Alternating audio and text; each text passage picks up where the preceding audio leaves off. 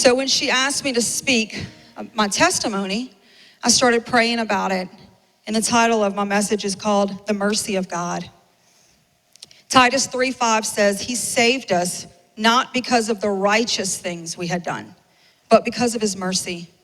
He washed away our sins, giving us a new birth and a new life through the Holy Spirit. How many of you guys can say, thank God I did not have to be righteous? So the definition of mercy is this: compassion or kindly forbearance shown toward an offender, an enemy. Compassion or forgiveness shown toward someone whom it is within one's power to punish or harm. See, I was an atheist. I was a drug addict. I was a woman in and out of abusive and controlling relationships. I was full of hatred, hated people, hated myself. And so this is my story. I go back into my childhood, and I don't go back into it blaming my parents. I did at first, once I started realizing this was not right. How I was raised was not right, but I didn't know any different.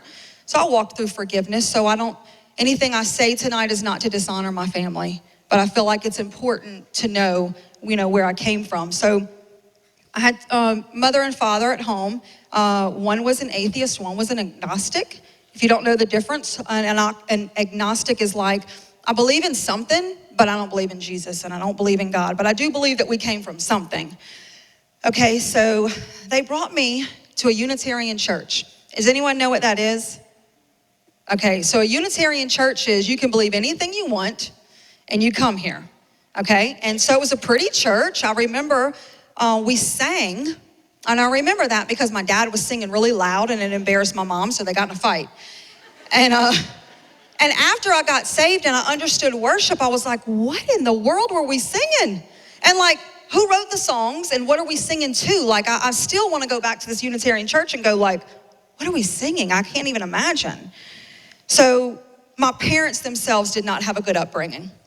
My father was a product of an affair. His mother was schizophrenic. And he was put in an orphanage. His grandmother got a lot of slack from the family, and she went and picked him up out of the orphanage. Now, she had a child very late in life, so he was very close to my dad's age. So he was raised as his brother, but he was really his uncle. So it was kind of weird. So anyway, my dad was never touched, never loved, never told I loved you, nothing. He was completely... My mom said she would watch like the home videos and my dad, like Christmas, and my dad's just sitting there. He gets nothing. And so he grew up very hard, And so I had a lot of compassion for him, and the Lord started showing me, Father, forgive them because they don't know what they're doing. They really did not know what they were doing. And so my dad kind of threw himself into work. He just started just working. He was a workaholic, alcoholic, and I had no really relationship with him. He was kind of in the home, but he wasn't a daddy. Melody had a daddy. I didn't have a daddy. I had a father. He provided for me, and he did the best that he could. But because of that, I didn't know my value. And so what do girls do when they don't know their value? They want someone to tell me I'm pretty, tell me I'm beautiful, tell me that you love me. So my way of doing that was dressing very provocatively and tell me I'm pretty. And so because of that, I started having sex at the age of 14. And I remember the first time was in my parents' driveway in the back of a truck. And I remember that it was not something that I wanted. It was something that I felt like I needed to do to make this man love me. So at the age of 16, I got pregnant. And immediately I went to the gynecologist, and I was hurting, and I didn't know that I was pregnant. And the doctor says, you're pregnant. And I said, I don't want it. And she was a Christian. I didn't know that she was a Christian at the time. And I said, Mama, take me somewhere. I don't want it. So I didn't even let myself think. I didn't even let myself go there. So my mom brought me to the local abortion clinic. It was called Delta's Women's Clinic. And as I walked through the parking lot, this woman was in the parking lot, and she was calling to my mom, please don't let your daughter do this. Don't let, just talking to her, just very kind. And boy, I turned around, I was like, shut up. I don't think I said shut up. I think I probably cursed her out because I was just so full of anger, just like, leave me alone. I don't want to hear what you have to say. I want this thing out of me. So I went in there, And I remember sitting in the chair, and the nurse was very kind. She just held my hand, and the doctor was not. He was very rough, and he shoved this tube in me, and I remember watching the blood go through the tube, and I remember just a tear just came down my eye, and I knew this was not right. And I went into the recovery room, and there was a lady in there who this was her 9th abortion. And she said, I just use it as birth control. She was a cop. And I was like, oh my God. Like it didn't sit right with me. So at the age of 19, I got pregnant again. And this time we were gonna keep the baby. Like, okay, I'm 19, I'm out of school, and I'm gonna keep the baby. I go to the doctor, they can't find a heartbeat. I was devastated. I was very condemned. I was condemned because I said, I'm being punished. I'm being punished because see, the Bible says in Romans 1:20, for ever since the world was created, people have seen the earth and the sky. Through everything God made, they can clearly see his invisible qualities, his eternal power and divine nature. So they have no excuse for not knowing God. I knew. No one had to tell me. I knew. See, my mom is in the medical field, and she would say, it's not a baby, it's particles of conception. So that's what I made myself believe as I was aborting my baby. It's not really a baby, it's just particles of conception. So we're gonna fast forward a few years, still with the same guy. I'm supposed to marry him. Okay, I'm gonna get a little Jerry Springer with y'all, so please don't judge me. We're in church, being very real with y'all, but the point is I want y'all to know I was very messed up. So I'm supposed to marry this guy, and been with him for many years. And my mom had never had a wedding, so she plans this huge, y'all know what New Orleans is? Huge New Orleans wedding. Like, she rented this ballroom, she had a wedding coordinator, we had a horse and carriage that was gonna take us to a paddle boat going down the Mississippi. That was the reception. Huge. All my bridesmaids, I still get picked. I'm still friends with one of them. She'll be here this weekend, and she always makes comment about her purple dress she can't ever wear. And so 2 weeks before, I went out with his best friend.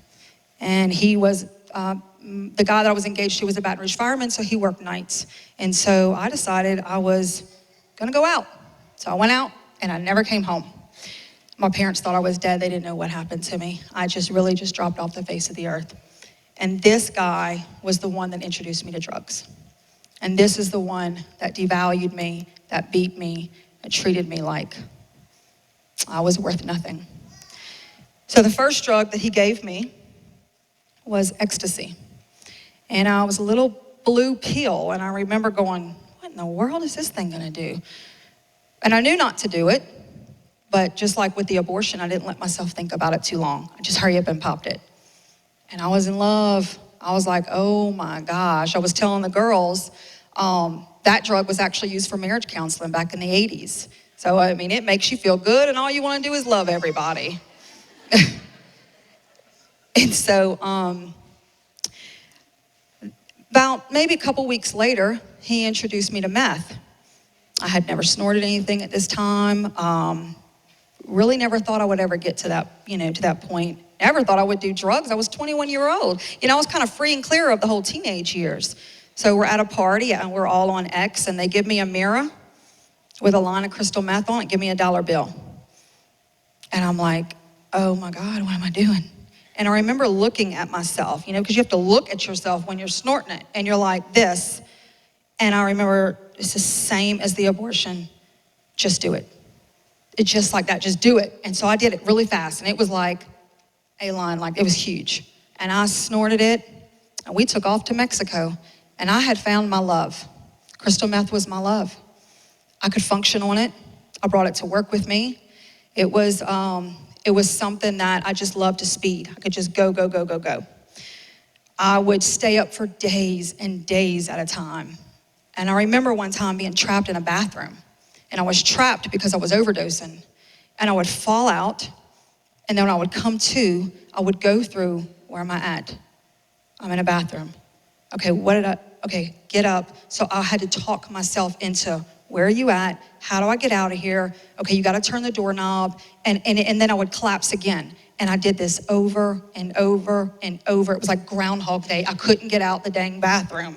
And I know now I was overdosing. I didn't even know it, So Me and this guy, we get married. Okay, and so what do you do for your honeymoon? You get married, you buy ecstasy pills. So we bought ecstasy pills for our honeymoon. I mean, that's pretty messed up. So we couldn't wait for the honeymoon. We just decided we're gonna take them and then get married.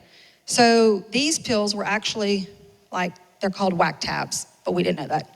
So we took them and it made us like LSD. We were tripping. We were like hallucinating. We didn't know what was going on. And we went before the justice of the peace like this. And he married us. I didn't even know my name. I couldn't write my name. The guy's sister had to write my name. I mean, we were out of our minds. And he married us like this.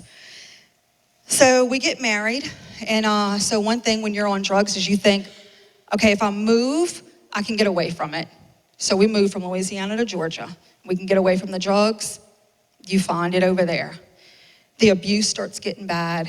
He starts abusing me, and I had to call the cops at this point because he was bipolar. So he would scare me, Stephanie. He would do that in the bedroom, and I'm like, this dude's gonna kill me. So I called the cops, and he ran downstairs, busted out the window of my car, then he busted out the window in the cop's car. That was a felony. So he ended up in jail, and I drove back from Georgia, Louisiana with a busted window. So my dad's an attorney, and he says, well, you're gonna get a divorce. It's okay. So if anyone's been in these toxic relationships, you know that they do this, okay?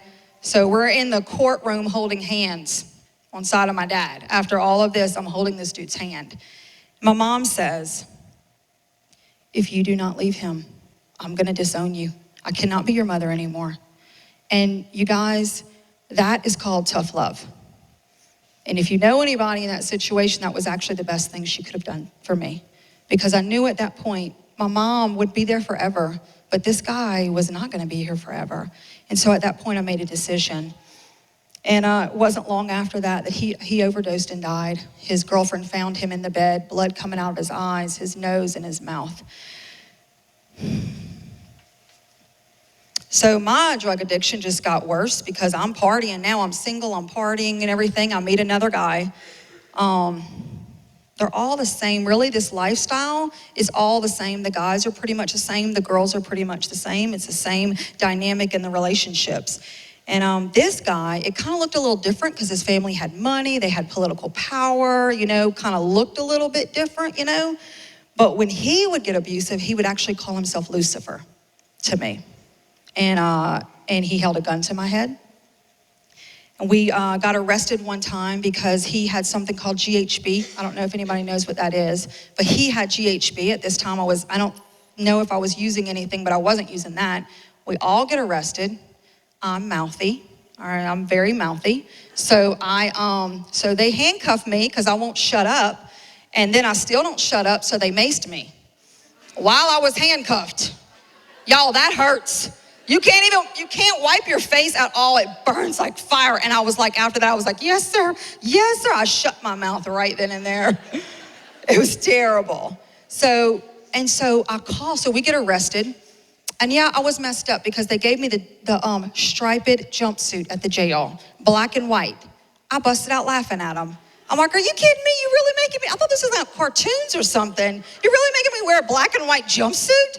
And yes, they did. And so I made my one phone call, and it was to his parents' house. He answered the phone.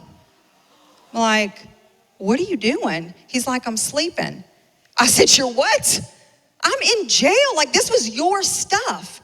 He left me in jail while he went home to sleep. I lived with this guy for years, took care of his little boy.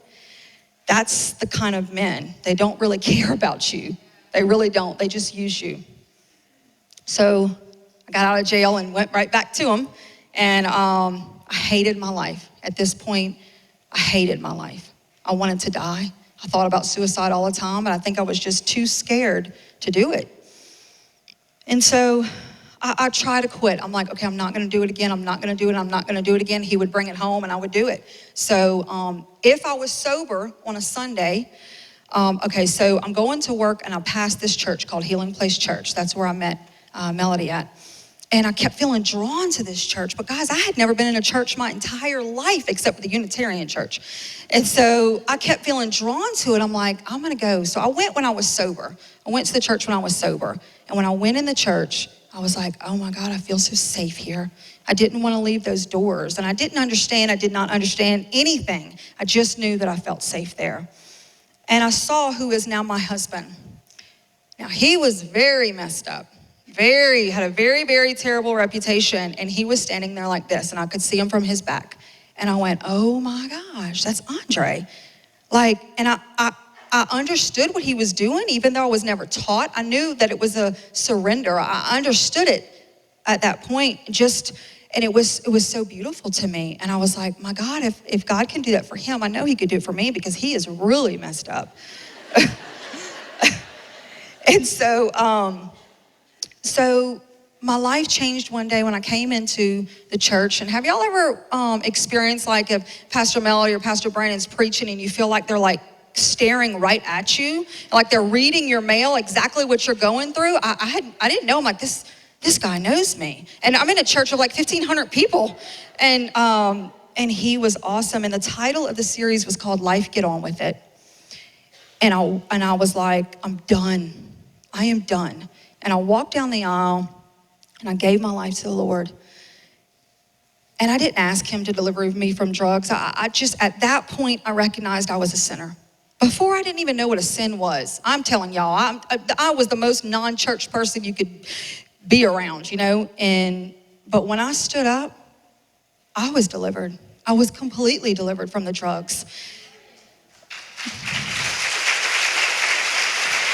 So I was at church every time the doors were open, but you know, I still had some learning to do. I was still hanging out with my friends. And I remember going into a bar one time. And I walked in the bar, and when I walked in the bar, I said, I don't belong here. Like, I knew I didn't belong here. I didn't want the men looking at me. I didn't need that anymore. But I didn't listen. I didn't listen to inside of me going, get out of here. So I go in there and I have a couple drinks. I'm not drunk. Get in my car to go home, and I get pulled over. You guys, I have flipped my car. I have drove on every type of drug. Never, ever had I ever gotten pulled over before. And I was like, I wasn't even drunk. So they give me a field sobriety test, and I failed it. And they said, listen, call somebody to come get your car and you can go home. So I did. And the Lord told me, listen, I had only been in church not long. Nobody was telling me you can't go to bars, you can't this, you can't. No one. I was still smoking at the time. And this church was like a healing place for a hurting world. They just reached the lost, you know. But inside of me, the spirit inside of me told me, smacked me on the hand and said, that's a little smack. I need you to listen to me next time. So I had one more little slip up that I won't go into. But after that slip up, the Lord started teaching me about buffer zones. And he started telling me, you have to, you know, if this is the line, I need you to stay really far away from it, okay? And no one taught me that. The Lord taught me that. And I was telling the Safe Haven girls last night, this is what the Lord showed me. So I have a little min pin, and he likes to run off. So we have that little underground wire, you know, little fence. And when he gets close to the wire, it goes beep, beep, beep, beep. And he is scared to death. He runs really far back. And he's smart because he knows he doesn't want to get shocked. Well, I had a boxer who realized it's only gonna hurt for just a second. So that we would watch him. He would back up and he would take off running. And whenever he'd hit that line, he would go, you know, but he would keep going. And we're like, doggone, we'd spent so much money on this wire. And so you know what happened to the boxer? He got killed. He got hit by a car because he didn't listen to the beep that he was supposed to listen to. And I tell people all the time, my beeps are gonna be different than your beeps. Okay, my beeps are like, I can't take sinus medicine because one of the ingredients inside of it was what they used to make meth with. So I can't even take sinus medicine. I can take Mucinex, that's it. But I do that because I don't want anything. I can't drink certain drinks because it reminds me. I can't listen to certain music because it reminds me. And if I entertain it long enough, then I'll go back. I know I will. I've seen too many people do it. I'm not stupid. So the Lord has taught me these buffer zones. And you know, whenever I got saved, I got to meet my best friend, Melody. And Melody, she accepted me where I was A couple of years later, she confessed that I looked like a hoochie mama when I came to church. She's like, girl, you look like a hoochie mama. And I'm like, dang, why you didn't tell me something? I'm in my church clothes. Like, those are my church clothes. And I'm always thinking, I always think about that when she said that, what did I wear? My God, I'm embarrassed, Like, we went through leadership class together, and, Melody was, super spiritual, and I was saved for, 2 years, maybe a year, I don't even know. And the woman was talking about how when you go to the altar, do you remember this, Mel? And she's like, don't lean over, make sure you're like this. And I'm like, dang, I never even thought about that. And Melody's like, this chick's in leadership class. But listen, she was patient. She rebuked me whenever I needed it, and she did it in love, and she did it in private. And the Bible says that faithful are the wounds of a friend, but the kisses of an enemy are deceitful. So if someone is mentoring you, you need to be teachable. I was 27 when I got saved, and I had a lot of bad behaviors, a lot of wrong thinking, and a lot of bad behaviors, and my mind had to be renewed, and it was a process. I knew that I was God's daughter, but I didn't know that I was God's daughter. It's a process.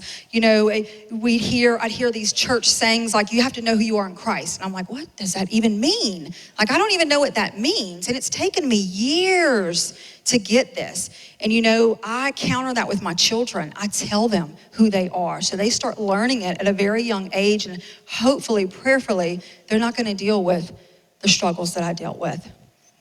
So now, I have been walking in freedom for 16 years. 16 years. I'm 43 years old, and I'm married to my husband, Andre. I have 2 kids, Isaiah and Alex. They're the same age as Eden and Zia. They were best friends when they were in Louisiana. And we're pastors at the Church International, and our love is for the addicts. Our love is for the ones that people don't want. My husband, he works for something called the Kingdom, and he is over it. And when he was 21, he went into this house, and I love the story. Pastor Mark loves to tell the story. But Andre started smoking crack at the age of 13. My husband, crack. That was his first drug, and he got a girl pregnant when she was 12. They gave him up for adoption, and so his life was just really, really, really progressively worse than mine very quickly. And the line that he came to was he got woken up by cops one night. He was 21 years old, and they said, you need to come outside. And whenever he came into the living room, he saw his best friend flopping like a fish. He had gotten shot close range with a sawed-off shotgun by their other best friend. They were all on drugs and all tweaked out, and the dude just killed him. And they grew up from little kids together. He'll spend the rest of his life in jail knowing that he killed his best friend. So when he stepped over Justin's body, the Lord very specifically said, you will die if you don't stop.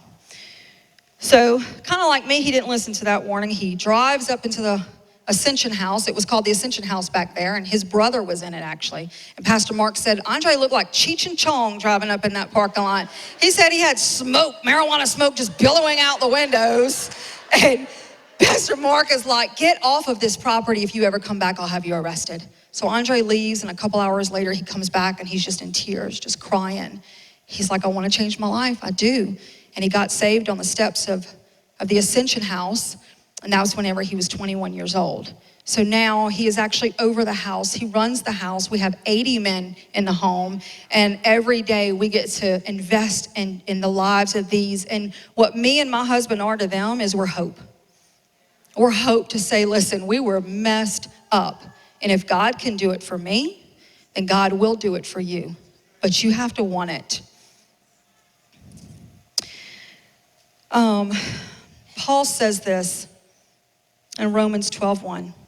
He says, therefore, I urge you, brothers and sisters, in view of God's mercy, to offer your bodies as a living sacrifice, holy and pleasing to him.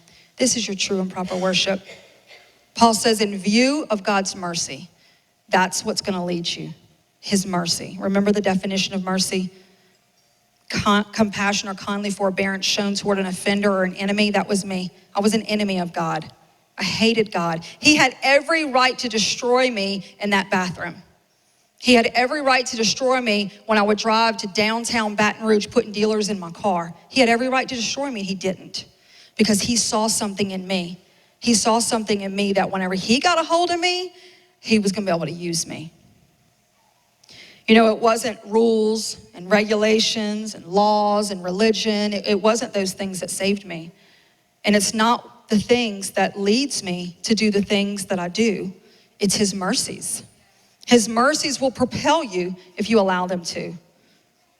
The definition of propel: to drive, to push, to cause to move in a particular direction, typically forward. So I just want you to think about this statement.